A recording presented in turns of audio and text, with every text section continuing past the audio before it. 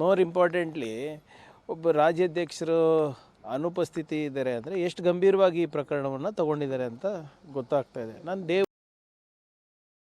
ದೇವನಿಂದ ಹೇಳ್ತಾ ಇರೋದು, ಇದನ್ನು ಎಷ್ಟು ಅವರು ಕೆಣಕ್ತಾರೆ, ಇದ್ರ ಬಗ್ಗೆ ಎಷ್ಟು ಅವರು ಪರಿಶೀಲನೆ ಮಾಡ್ತಾರೆ, ಇದ್ರ ಬಗ್ಗೆ ಎಷ್ಟು ತನಿಖೆ ನಡೀತದೆ, ಅಷ್ಟೇ ಮುಖಭಂಗ ಅವ್ರಿಗೆ ಆಗುತ್ತೆ ಅಂತ ಅವ್ರಿಗೆ ಗೊತ್ತಾಗಿದೆ. ಈಗ ಏನೂ ಇಲ್ಲ ಅಂದ್ಬಿಟ್ಟು ಅದಕ್ಕೆ ಇವತ್ತು ಕಾಟಾಚಾರಕ್ಕೆ ಮಾಡಿದ್ರು. ಬೃಹತ್ ಪ್ರತಿಭಟನೆ ಅಂದ್ಬಿಟ್ಟು ವಿರೋಧ ಪಕ್ಷದ ಇರುವಂಥ BJPಗೆ 2,000 ಜನನೂ ಸೇರಿಸ್ಲಿಕ್ಕಾಗಿಲ್ಲ ಅಂದರೆ ಮುಖಭಂಗನೇ ಅಲ್ವಾ? ನೀವು ನೋಡಿದ್ದೀರ ಎಲ್ಲ ವಿಜುವಲ್ಸ್, ನಿಮ್ಮ ಮಾಧ್ಯಮದಲ್ಲೇ ಬಂದಿದೆ. ಸೊ ಅದರಿಂದ ಇದ್ರ ಬಗ್ಗೆ ನಾನು ಹೇಳಿದ್ನಲ್ಲ ಆಗಲೇ, BJP ಒಂದು ಮನೆ 100 ಬಾಗಿಲಾಗಿದೆ. ಒಬ್ಬರು ವಕ್ಫ್ ಹೋರಾಟ ಮಾಡ್ತಾಯಿದ್ದಾರೆ, ಒಬ್ಬರು ಈ ಆ್ಯಡ್ ಹಾಕ್ ಕಮಿಟಿ ನಡೆಸ್ತಾ ಇದ್ದಾರೆ ಅಂತ ಹೇಳ್ತಾ ಇದ್ದಾರೆ, ಇನ್ನೊಬ್ಬರು ಬಾಣಂತಿಯರ ಸಾವು ಬಗ್ಗೆ ಮಾತನಾಡ್ತಾ ಇದ್ದಾರೆ, ಇನ್ನು ಕೆಲವು ಜನ KSRTC ಇದರಲ್ಲಿ ಹೂ ಕೊಡ್ತಾ ಇದ್ದಾರೆ, ಇನ್ನು ಕೆಲವು ಜನ ಪ್ರಿಯಾಂಕರ್ಗೆ ಅಂದ್ಬಿಟ್ಟು ಅಲ್ಲಿ ಕಲಬುರ್ಗಿನಲ್ಲಿ ಪ್ರತಿಭಟನೆ ಮಾಡ್ತಾ ಇದ್ದಾರೆ. ಸೊ ಇದು ಯಾವುದೂ ಕೂಡ ಇಶ್ಯೂ ಇರಲಾರ್ದನ್ನು ಪಬ್ಲಿಕ್ ಡೊಮೇನಲ್ಲಿ ತರಲಿಕ್ಕೆ ಪ್ರಯತ್ನ ಇವ್ರು ಮಾಡ್ತಾ ಇದ್ದಾರೆ, ಬೇರೆ ಬೇರೆ ಬಣಗಳು. ಸೊ ಅದು ಯಾವುದೂ ಕೂಡ ಯಶಸ್ವಿ ಆಗಲ್ಲ. ಸೊ ಅದರಿಂದ ಏನೇ ಇದ್ರೂ ಕೂಡ ಈ ಸರ್ಕಾರ ಜನರ ಪರವಾಗಿದೆ, ಜನರ ಪರವಾಗಿ ಕೆಲಸ ಮಾಡುತ್ತೆ ಅಂತ ಮುಂಚೆಯಿಂದನೂ ಹೇಳ್ಕೊಂಡು ಬರ್ತಾ ಇದ್ದಾರೆ, ಮುಂದೂ ಕೂಡ ಅದೇ ರೀತಿಯಲ್ಲಿ ಮಾಡ್ತಾರೆ. ಟಾರ್ಗೆಟ್ ಆಗಿದ್ದಾರೆ ಅಂತ. ಹೌದು, ಈಗ ಇವಾಗಿಂದ ಅಲ್ಲ, ಎಲ್ಲ ಈಗ 4-5 ವರ್ಷ ಆಯಿತು. ಯಾವಾಗ ಇವರ BJPಯವರ ಭ್ರಷ್ಟಾಚಾರದ ಬಣ್ಣವನ್ನು ನಾವು ಬಯಲು ಮಾಡಿಟ್ಟಿದ್ದೀವಿ, ಅವಾಗಿಂದ ಇವ್ರನ್ನ ಟಾರ್ಗೆಟೇ ಇದ್ದೀವಿ. ಇವ್ರದ್ದು ಪಕ್ಷದ ಕಡೆಯಿಂದ ಇರ್ಬೋದು, ಮತ್ತು ಸೈದ್ಧಾಂತಿಕವಾಗಿ ನಾವು ಈ RSS ಮತ್ತು ಈ ಮನುಸ್ಮೃತಿ ತತ್ವದ ವಿರುದ್ಧ ಇದ್ದೀವಿ.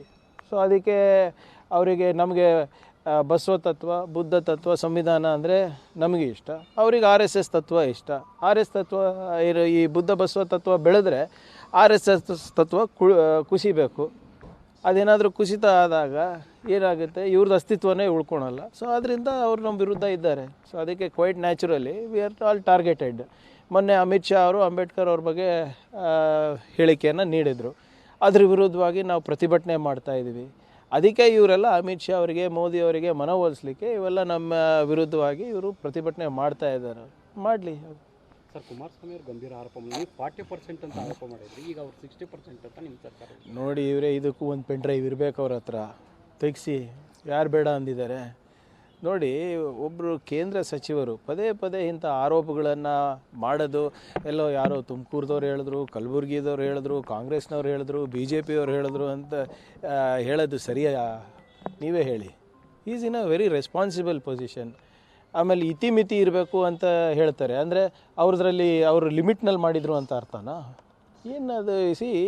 ಒಬ್ಬರು ಮಾಜಿ ಮುಖ್ಯಮಂತ್ರಿ ಆಗಿ, ಕೇಂದ್ರ ಸಚಿವರಾಗಿ ಹೀಗೆ ಇಲ್ಲದ ಸಲ್ಲದ ಆರೋಪ, ಬೀದಿಗೆ ಹೋಗೋರ ಥರ ಮಾತಾಡಿದ್ರೆ ಏನು ಉತ್ತರ ಕೊಡೋಕ್ಕಾಗ್ತದೆ? 60%, 40% ಏನಿದು? ಈಗ ನಾವು 40% ಆರೋಪ ಮಾಡಿದಾಗ ನಾವು ಮಾಧ್ಯಮದಲ್ಲಿ ಏನು ಬಂದಿತ್ತು, BJP ಶಾಸಕರು ಏನು ಅಧಿಕೃತ ಹೇಳಿಕೆ ಕೊಟ್ಟಿದ್ದರು, ಏನು ಅಂದಿನ ಗವರ್ನರ್ ಹತ್ರ ಕಂಪ್ಲೇಂಟ್ ಕೊಟ್ಟಿದ್ದರು, ಲೋಕಾಯುಕ್ತ ಹತ್ರ ಕಂಪ್ಲೇಂಟ್ ಕೊಟ್ಟಿದ್ದರು, ಅದರ ಆಧಾರದ ಮೇಲೆ ನಾವು ಆರೋಪ ಮಾಡಿದ್ವಿ. ಅದರ ಆಧಾರದ ಮೇಲೆ ದಾಖಲೆಗಳು ಬಿಡುಗಡೆ ಮಾಡಿದ್ವಿ. ಇಲ್ಲಿ ಎಲ್ಲಿದೆ ಇವರೇ? ಲಾಸ್ಟ್ ಟೈಮು ಹೇಳಿದ್ರಲ್ಲ ಪೆನ್ ಡ್ರೈವ್ ಅಂತ. ಏನಾಯಿತು ಪೆನ್ ಡ್ರೈವ್ ಹೊರಗೆ ಬಂತು, ಬಟ್ ಯಾವ ಪೆನ್ ಡ್ರೈವ್ ಹೊರಗೆ ಬಂತು ಅಂತ ಎಲ್ಲರಿಗೂ ಗೊತ್ತಾಯ್ತಲ್ಲ, ಮರ್ತೋಗ್ಬಿಟ್ಟಿದ್ದಾರಾ? ಸೊ ಆದ್ದರಿಂದ ಏನೇ ಇದ್ರೂ ಸ್ವಲ್ಪ ನಾನು ಪದೇ ಪದೇ ಹೇಳ್ತಾ ಇದ್ದೀನಿ, ವಿರೋಧ ಪಕ್ಷದಲ್ಲಿರೋರು ಲಾಜಿಕ್ಕಾಗಿ ದಾಖಲೆ ಸಮೇತ ನಮಗೆ ಕೊಟ್ಟರೆ ನಾವು ಉತ್ತರ ಕೊಡ್ಬೋದು. ಸುಮ್ಮನೆ ಹೀಗೆ ಏನೋ ಒಂದು ಏನು ನಿಮಗೆ ಬ್ರೇಕಿಂಗ್ ನ್ಯೂಸ್ ಕೊಡೋಕ್ಕೆ, ಪ್ರೈಮ್ ಟೈಮಿಗೆ ಬರಲಿಕ್ಕೆ ಮಾಡೋಕ್ಕೆ ಹೋದರೆ ನಾವೇನು ಮಾಡೋಕ್ಕಾಗೋದಿಲ್ಲ. ಸರ್, ಪೆನ್ ಡ್ರೈವ್ ತೋರಿಸಿ ಅವರು ಹಿಟ್ ಆ್ಯಂಡ್ ರನ್ ಮಾಡ್ತಿದ್ದಾರೆ ಅಂತ ಹೇಳ್ತಿದ್ದಾರೆ. ನಾನಲ್ಲ, ಅವರೇ ತಾನೇ ಹೇಳಿದ್ದು ಪೆನ್ ಡ್ರೈವ್ ಇದೆ ಅಂತ.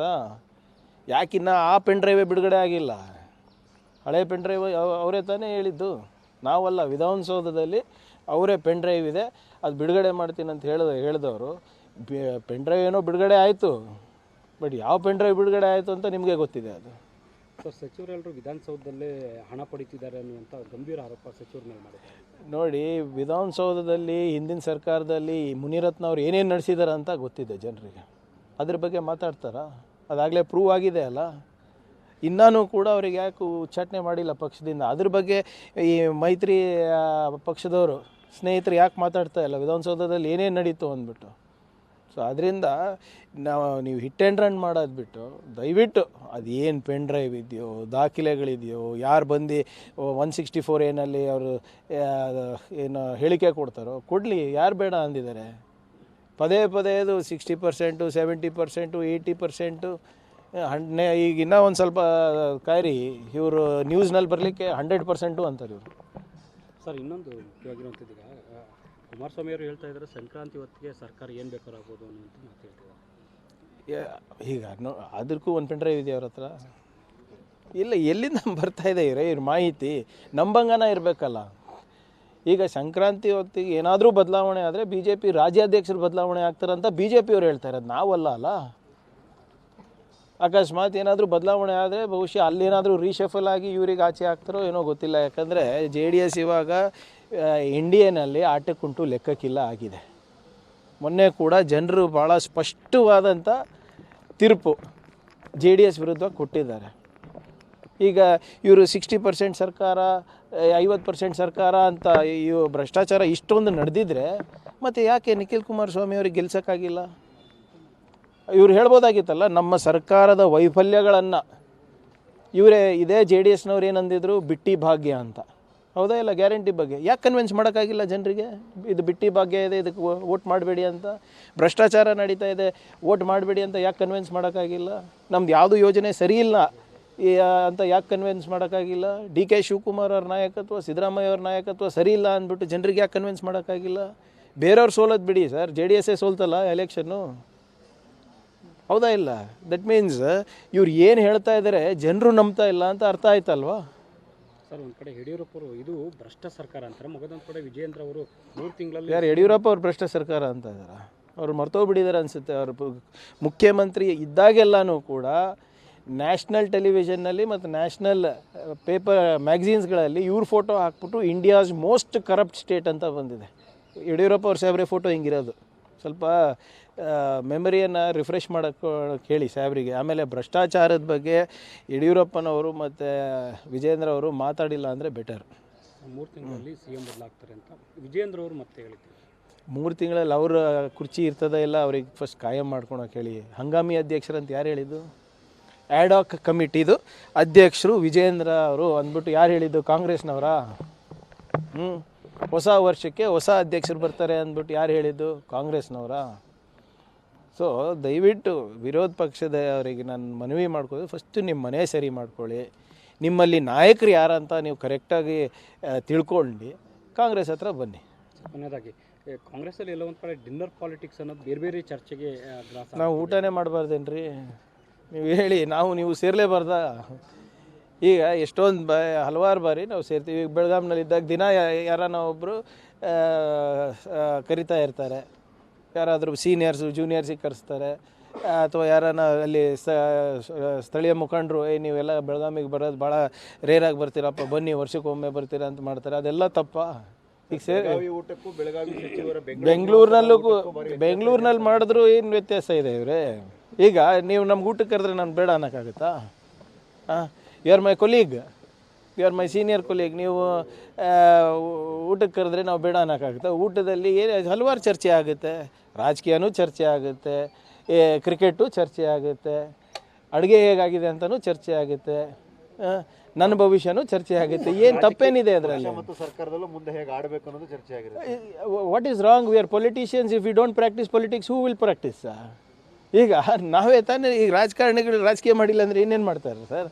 ಆದರೆ ಅದು ನಾವು ಒಬ್ಬರೇ ಸೇರ್ ಮಾಡಬೇಕು, 10 ಜನ ಸೇರ್ ಮಾಡಿದ್ರೆ ಅಂದರೆ ರಾಜಕಾರಣಿಗಳು ಇದಕ್ಕೆ ಸೇರಬಾರ್ದಾ? ಊಟಕ್ಕೆ ಸೇರಬಾರ್ದಾ? ನೀವೇ ಹೇಳಿ, ಏನು ಮಾಡೋಕ್ಕಾಗ್ತದೆ? ಈಗ ನಾವು ಆಲ್ಮೋಸ್ಟ್ ವಾರಕ್ಕೊಮ್ಮೆ ಪರಮೇಶ್ವರ್ ಸಾಹೇಬ್ರ ಮನೆಗೆ ಹೋಗ್ತೀವಿ, DK ಸಾಹೇಬ್ರ ಮನೆಗೆ ಹೋಗ್ತೀವಿ, MB ಪಾಟೀಲ್ ಸಾಹೇಬ್ರ ಮನೆಗೆ, ಎಲ್ಲರೂ ಸುತ್ತಮುತ್ತನೇ ಇರೋದು. ಅಂದರೆ ದಿನ ನಾವು ಅದೇ ಚರ್ಚೆ ಮಾಡ್ತೀವ ಸರ್? ನೀವು ಹೋಗೋದಕ್ಕೂ ಬೇರೆ, ಒಂದು ಕಡೆ ಸೇರಿ CM ಆದಿಯಾಗಿ ಸಚಿವರೆಲ್ಲ ಸೇರೋದೊಂದು ಬೇರೆ. ಈ CM ಅವ್ರು ಕರೆಸ್ಬಾರ್ದು ಅಂತಿದೆ. CM ಅವ್ರು ನಮ್ಗೆ ಕರೆಸಲ್ವಾ? 15 ದಿನಕ್ಕೊಮ್ಮೆ 20 ದಿನಕ್ಕೊಮ್ಮೆ ಎಲ್ಲ ಕ್ಯಾಬಿನೆಟ್ದವ್ರಿಗೆ ಕರೆಸ್ತಾರೆ. ಕೆಲವು ಜನ ಸೀನಿಯರ್ ಕ್ಯಾಬಿನೆಟ್ದವ್ರಿಗೆ ಕರೆಸ್ತಾರೆ, ಕೆಲವು ಜನ MLAಗಳಿಗೆ ಕರೆಸ್ತಾರೆ. ಅದು ನೀವು ಯಾವ ದೃಷ್ಟಿಕೋನದಿಂದ ನೋಡ್ತೀರಾ ಅದ್ರ ಮೇಲೆ ಡಿಪೆಂಡು. ನಿಮ್ಗೆ ಇಷ್ಟ ಇದೆ ಎಲ್ಲ ಡಿಪೆಂಡ್ ಅಂತ ಮಾಡ್ತಾ ಇದ್ದೀರಿ. ಇಷ್ಟ ಇದೆ ಅಂದರೆ ಏನಿದೆ? ಈಗ ನೋಡಿ, ನೀವು ಊಟಕ್ಕೆ ಕರೆದ ಮೇಲೆ ನಾವು ಇಲ್ಲ, ಊಟ ಅಂತೂ ಚೆನ್ನಾಗಿದ್ದೇ ಇರ್ತದಲ್ಲ ಅದು. ಸೊ ಮತ್ತು ಇಷ್ಟ ಆಗಿರೋದ್ರಿಂದನೇ ಡಿಫೆಂಡ್ ಮಾಡ್ತಾ ಇರೋದು, ಊಟಕ್ಕೆ ಡಿಫೆಂಡ್ ಮಾಡ್ತಾ ಇರೋದು ನಾವು. ಗೊತ್ತಾಯ್ತು, ಅರ್ಥ ಆಯ್ತು.